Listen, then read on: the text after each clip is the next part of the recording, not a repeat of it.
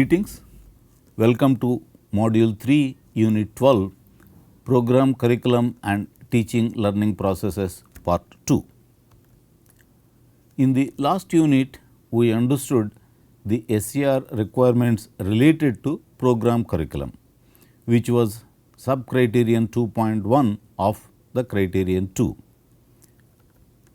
In this unit, we will look at the sub-criterion 2.2. So, the outcome for this unit is understand the SCR requirements related to the teaching learning processes. This sub-criterion is concerned with the quality of teaching and learning, examinations and projects. It is also concerned with interaction with industry, internships, summer training for the students. In this sub-criterion, the department is expected to provide substantial details regarding all these academic activities. There are 5 sub-criteria. They are almost similar, same for both Tier 1 and Tier 2 institutes, though allocations of marks are different. These are the allocations of marks between Tier 1 and Tier 2 institutes for the 5 sub-criteria.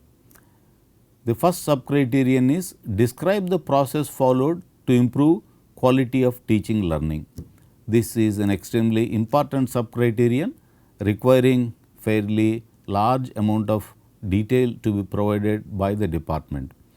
The marks allocation is 15 for Tier 1 institute and 25 for Tier 2 institute.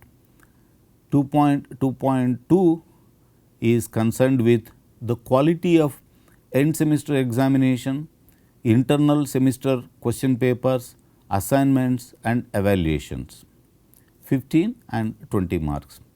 But note that the end semester examination has no relevance for a Tier 2 institute. For a Tier 2 institute, the end semester examination is the responsibility of the affiliating university. 2.2.3 is concerned with the quality of student projects, 20 marks and 25 marks for Tier 1 and Tier 2 respectively. 2.2.4 is concerned with the initiatives related to industry interaction.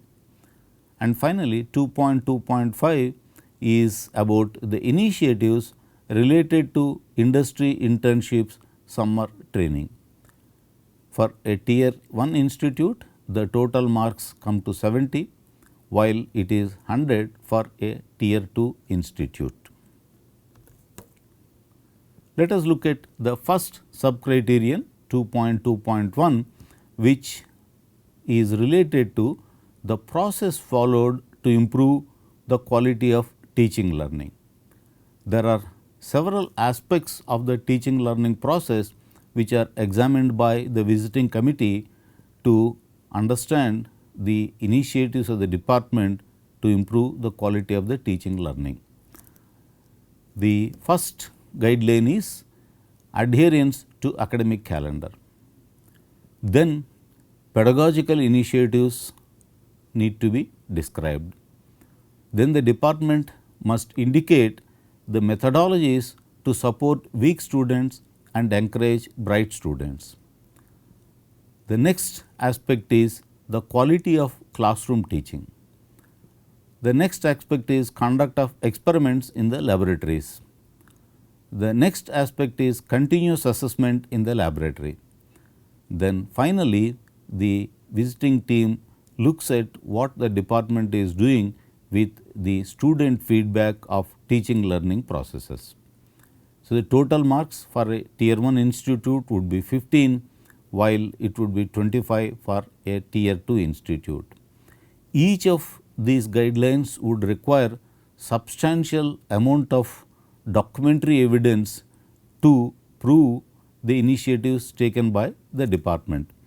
In fact, any claim made under this sub-criterion must be backed up by documentary evidence. Describe the process followed to improve the quality of teaching learning. The first exhibit would be the availability of academic calendar based on the university academic calendar and its effective compliance. Any institute generally has an academic calendar that is based on the academic calendar of the university. However, it is also required that the department demonstrate that the department is complying with this academic calendar. The department must have records showing compliance to such a calendar. The records must show that the academic events like internal tests are being organized as per the schedule. Any deviations must be recorded along with the reasons for such deviations. Quite often the departments have only an academic calendar, but no record demonstrating the compliance to that calendar. It is necessary that the department maintains a record showing compliance to the academic calendar. The next aspect is pedagogical initiatives.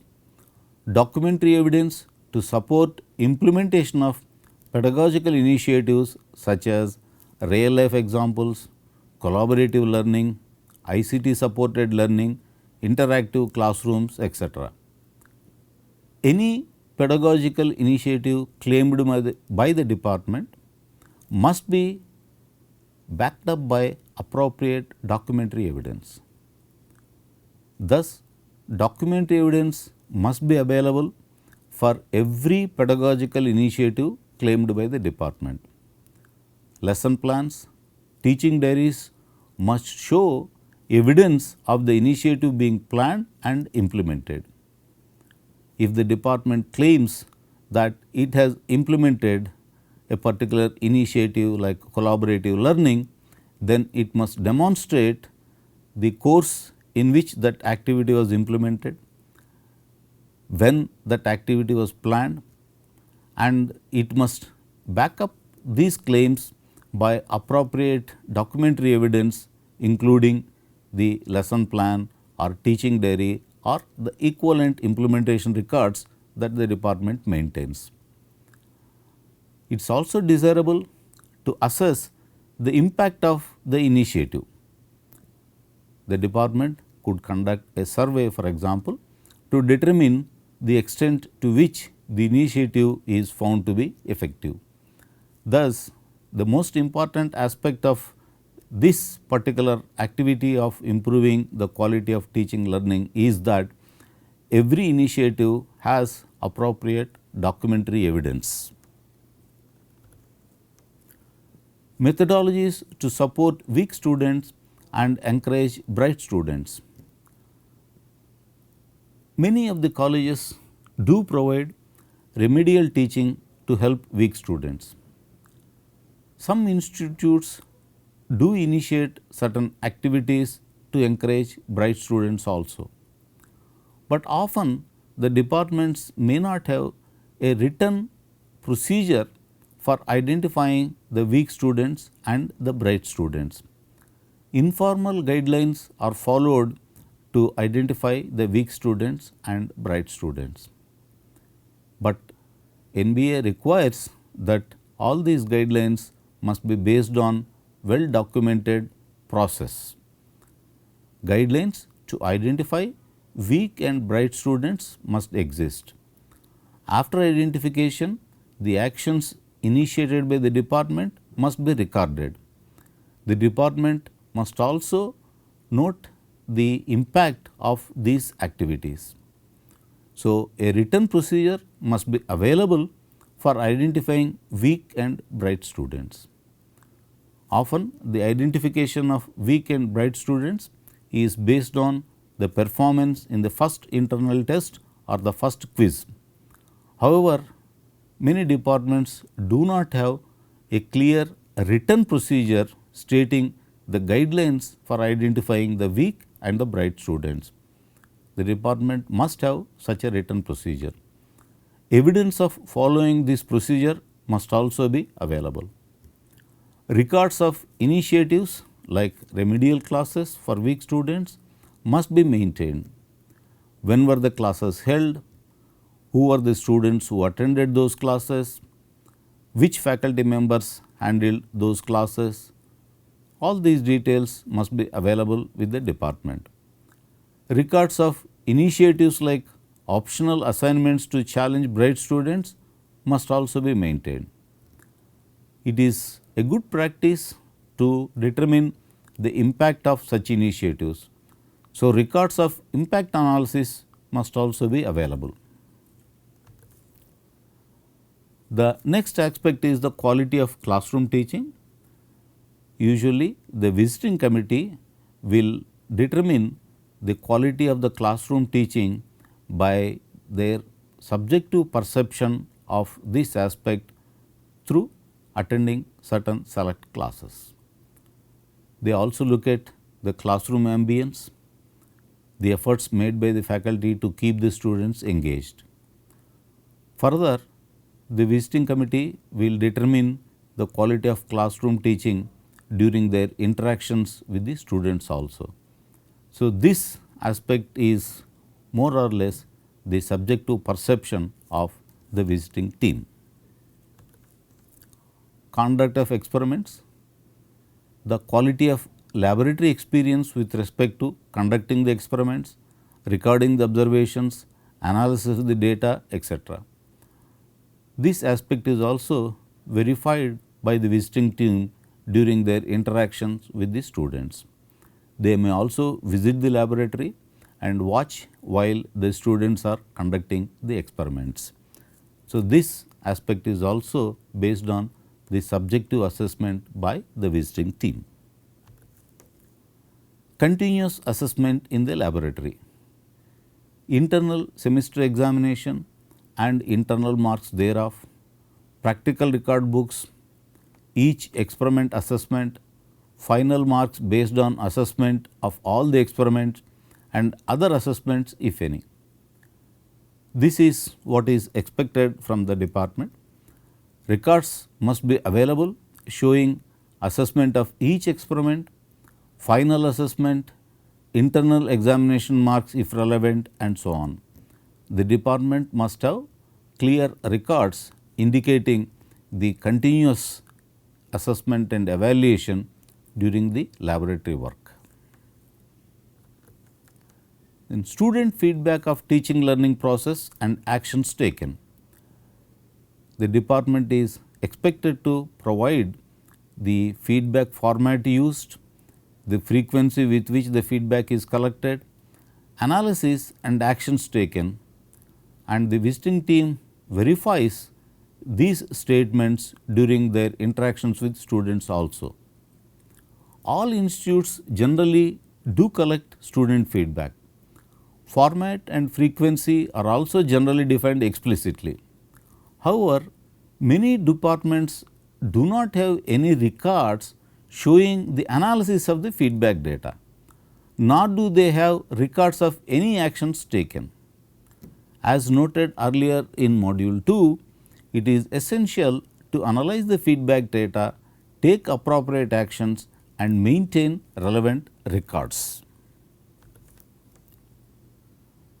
Subcriterion 2.2.2 is concerned with the quality of assessment, the quality of end semester examination, internal semester question papers, assignments and evaluation. There are 4 aspects which are looked into by the visiting team.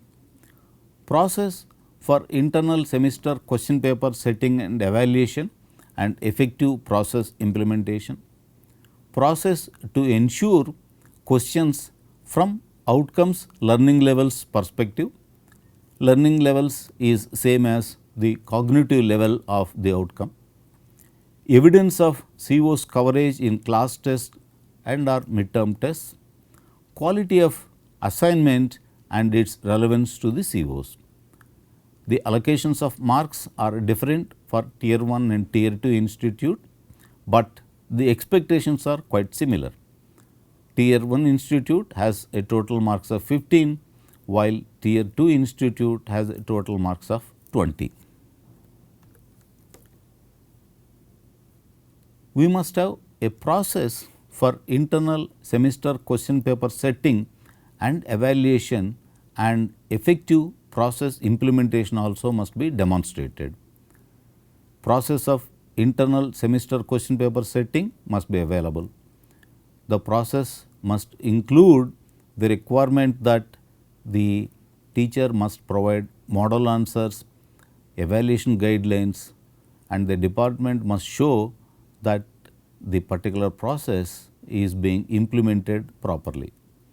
So, the records required would be the process document and the implementation records.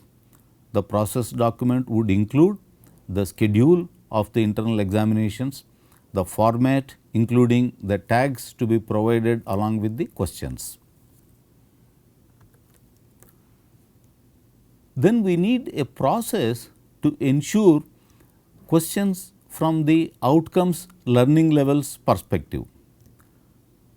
Question paper validation is required to ensure desired standards from the outcome attainment perspective as well as learning level perspective. In other words, the questions related to a CO must be at appropriate cognitive levels, and the questions must address all the COs in a balanced fashion.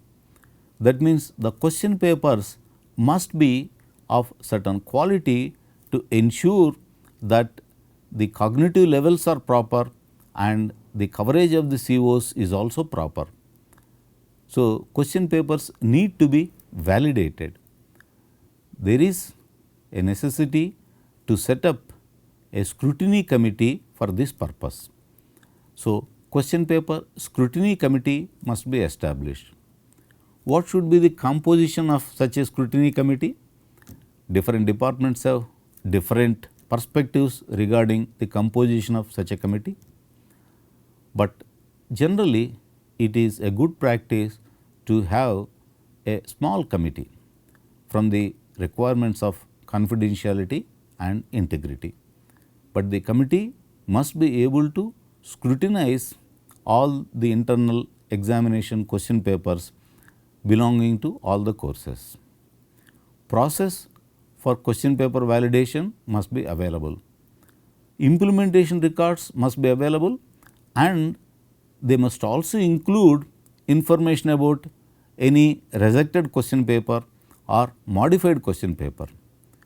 If the validation committee or the scrutiny committee finds that certain question papers are of inferior quality, the committee may reject them, but the records of such rejection also must be maintained.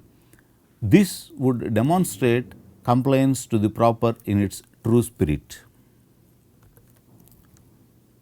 Evidence of COs coverage in class tests, midterm tests, mapping of questions with the course outcomes.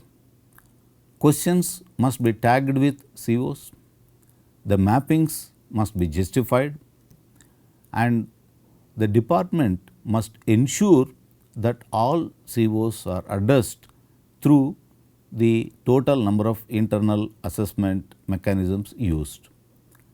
Should the tags be exposed to the students?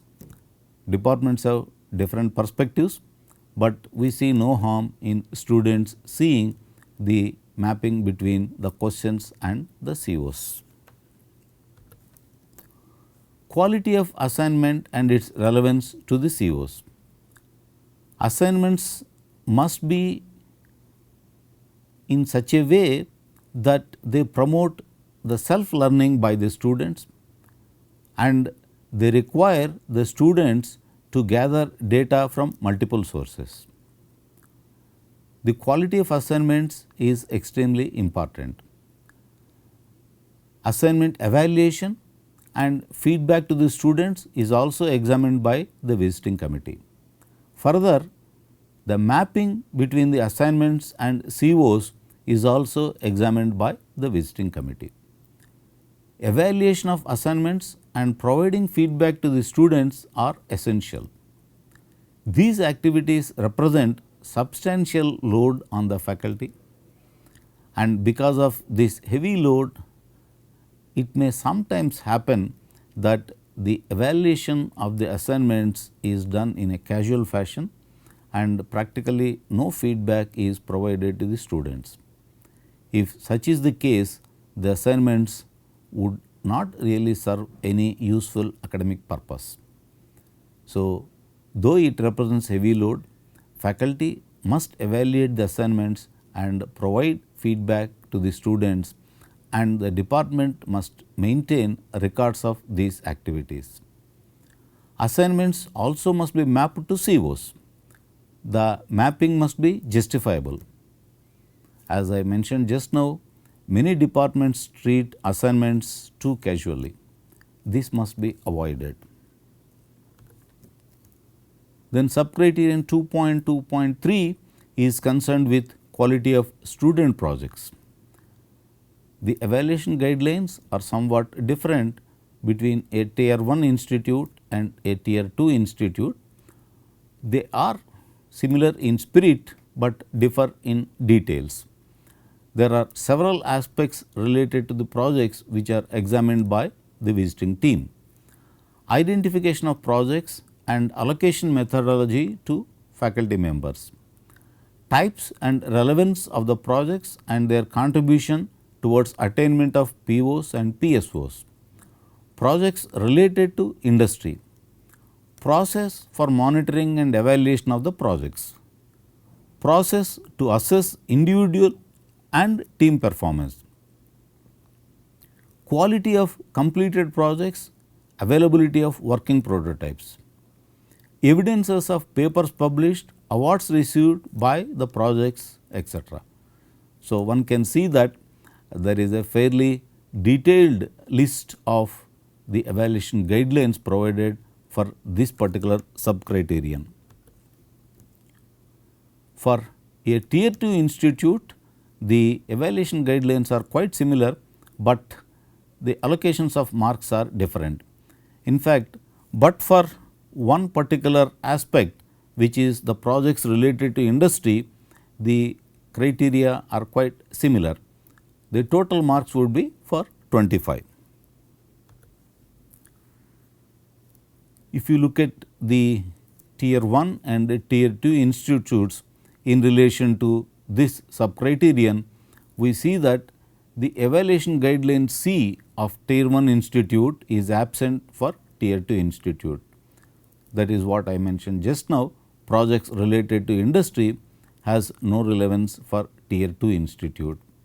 Thus, tier 2 institute has only 6 evaluation guidelines, while tier 1 institute has 7 guidelines. The remaining evaluation guidelines are identical in both the cases, though the allocations of marks are different. Identification of projects and allocation methodology to faculty members is an extremely important aspect of implementing the projects. Project is a curricular component for most of the departments. They do follow a process. However, some may not have a process document, a written process document indicating the details of guidelines for project identification and allocation of project guides. They may be following informal procedure. It is essential to have a written, well defined process document and also maintain implementation records. Better to have an institute wide process common for all programs. If the institute has an IQAC, internal quality assurance cell, that cell can be involved with this process formulation activity. Projects can be classified into application type or product type or research type or review type, etc. But it is important that the projects take into account factors such as environment, safety, ethics, cost, standards and mapping with POs and PSOs. These are related to some of the POs specified by NBA, which are otherwise not that well addressed. Process document must indicate that the project must consider factors such as environment as indicated above. The department must also have rubrics for project evaluation which include these attributes. Periodic monitoring also must consider these factors. The periodic monitoring must assess the extent to which the project teams are taking into account factors like environment, safety, ethics, cost, etc. Whether the project is related to industry, this aspect is examined only for a tier 1 institute. Then we need to have a process for regular monitoring and evaluation. This is called as guideline C for tier 2 institute, but other than this change in the name of the guideline, the spirit is same. Continuous monitoring mechanism and evaluation must follow a well documented process. So, the process document must include the guidelines for periodic monitoring, evaluation and also the periodicity. Appropriate rubrics for evaluation must be developed and shared with students upfront. This aspect was discussed earlier in module 2 also. Implementation records must be maintained. Process to assess individual and team performance. A project generally is implemented by a team of 4 to 5 students. Thus, there is a contribution individually as well as contribution as a group. These two aspects must be properly assessed and evaluated. So, we must have a methodology which is appropriately documented to assess individual contribution and understanding of the project as well as collective understanding and contribution. Process must include appropriate rubrics. The methodology must be documented and the implementation records must reflect adherence to the documented methodology. A good practice is to share these details with students upfront. What are the rubrics based on which the individual performance is assessed and how the group performance is separated from individual performance. Quality of completed projects, working prototypes is also examined by the visiting team. So, the department can have certain projects which in their opinion are of good quality available for inspection by the visiting team. Generally, the visiting team may expect certain projects of high quality, certain projects of average quality and certain projects of relatively low quality to be available for inspection. They may wish to have a demonstration of the projects also.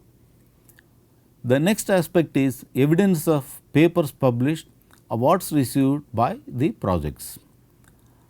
Quality of the place where the paper has been published and the quality of the competition in which the award has been won would be the basis on which the visiting committee would assess the value of the paper published or the award received.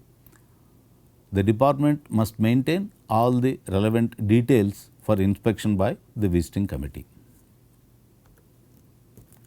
Then subcriterion 2.2.4 is concerned with the initiatives related to industry interaction. The guidelines for tier 1 institute are more or less similar to the guidelines for tier 2 institute. However, there are very minor differences both in terms of naming the guidelines as well as the marks allocated to them. For a tier 1 institute, there are 4 aspects which are examined by the visiting team. Industry supported laboratories for 2 marks, industry involvement in the program design and curriculum 3 marks, industry involvement in partial delivery of any regular courses for the students 3 marks, impact analysis of industry institute interaction and actions taken thereof 2 marks. For a tier 2 institute, the evaluation guidelines are quite similar, but they are only 3 in number and the total marks are 15. If we compare tier 1 institute with tier 2 institute with respect to this sub criterion, we notice that there are 10 marks for tier 1 institute, while there are 15 marks for a tier 2 institute. 4 evaluation guidelines are there for tier 1 institute, but there are only 3 evaluation guidelines for tier 2 institute. However, the requirements are identical. The first aspect that is examined by the team is, are there any industry supported laboratories? Types of industries, types of labs, the objectives with which these labs were established, what is the extent to which the labs are getting utilized, and what is the effectiveness of making these labs operational. These are all the aspects which are examined by the visiting team. It is necessary that both for tier 1 and tier 2 institutes, the laboratories which are set up with assistance from industry are properly operated to ensure their effectiveness. Records must be available to show the industry help in setting up of these laboratories and the utilization of these laboratories.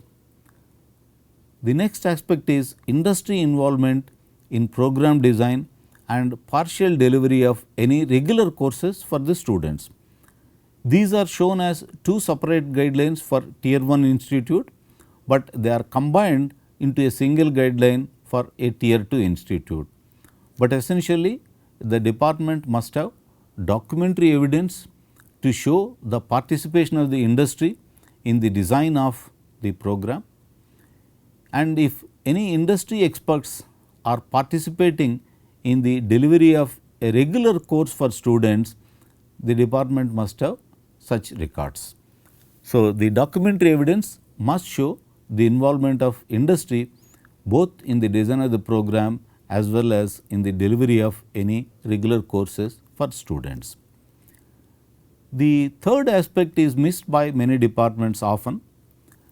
The department needs to analyze the impact of industry institute interaction and initiate appropriate actions based on that analysis. Impact analysis can be based on surveys also. Actions must be taken based on the impact analysis, and these actions must be recorded. Often departments miss this aspect of the industry institute interactions. There are no records of impact analysis or records of actions taken thereof.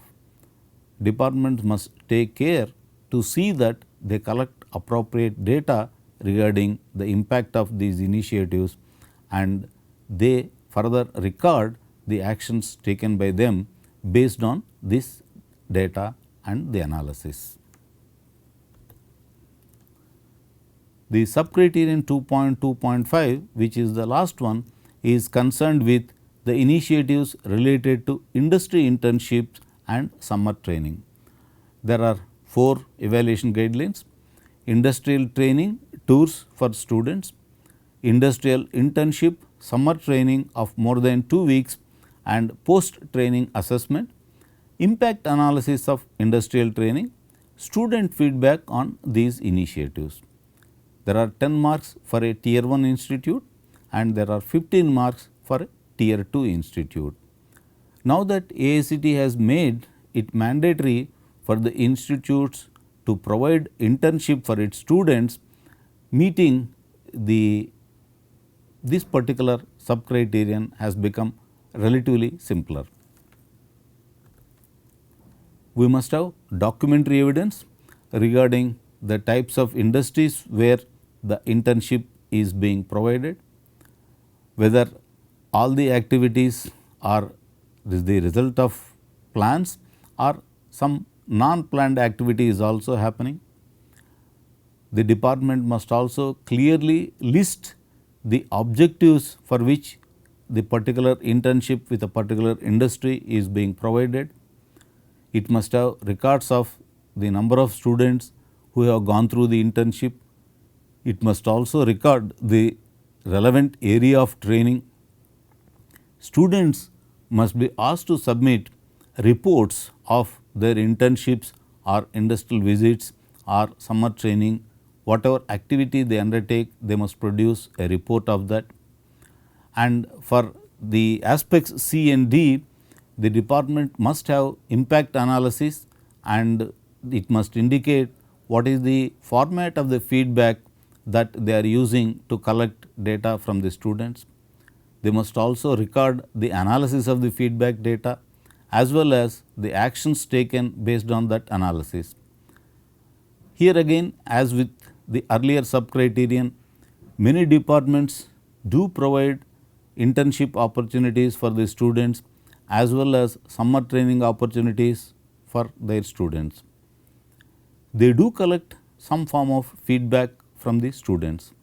However, they sometimes miss to analyze this feedback data and they miss to record any actions initiated based on an informal analysis.